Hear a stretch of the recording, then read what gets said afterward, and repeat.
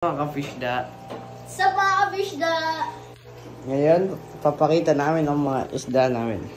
At ngayon, naglilinis siya ng aquarium. At ito guys, betta fish namin. Bagong bili lang. Tapos ito, Tiger Oscar.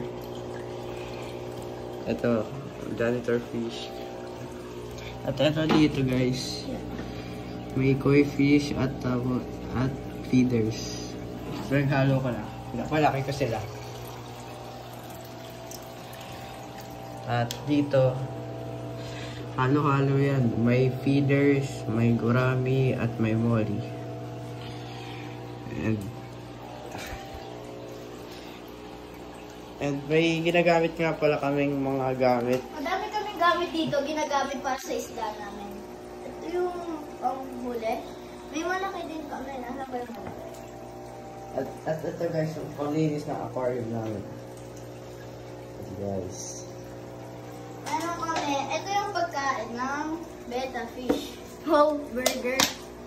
Lalagyan lang yan guys. Ayan sa loob. Ayan sa betta. Tsaka, meron din kaming flakes. Pagpakain sa feeders din. Tsaka sa mga isda pa dun. Tsaka ito po yung pinapakain sa malalaking isda. Sa mga koi fish. At yes. malalaking feeders. Ayan po. May isang scoop po doon. May pang scoop po siya.